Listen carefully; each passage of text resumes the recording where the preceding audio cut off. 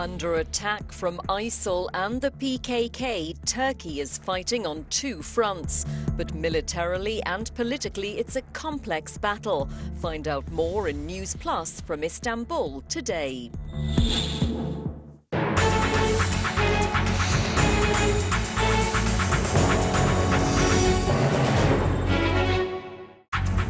Police in Indonesia have arrested 3 people after the deadly terrorist attack in the capital, Jakarta.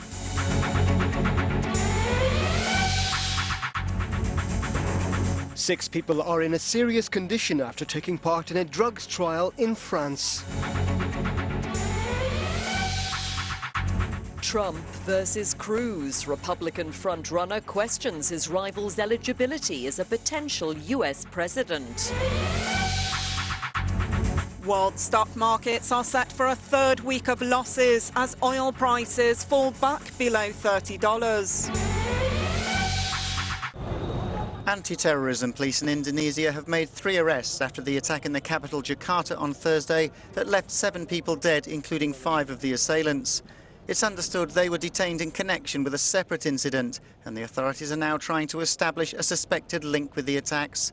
Earlier, Islamic State militants said they were responsible. Police think that's the case, but say the situation regarding Islamic State militants in the region is complicated. The ISIS cell in Southeast Asia includes Indonesia, Malaysia, the Philippines, Thailand and other countries. In Southeast Asia, there's a militant named Baru Naim who wants to be the leader in the region. That's why he plotted this attack. The authorities suspect Baru Naim is in the Syrian city of Raqqa, which is under ISIS control. An Indonesian and a Canadian were killed in the attack, along with 5 of the assailants who were involved in an exchange of gunfire with the security forces. It took around 3 hours to bring the situation under control and declare the area safe.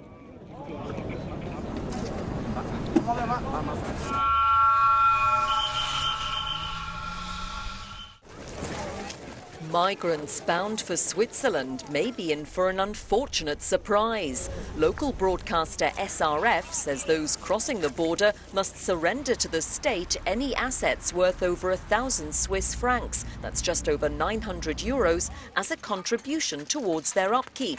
It's also reported that those allowed to stay will be taxed 10% of their future earnings for up to a decade to help repay costs.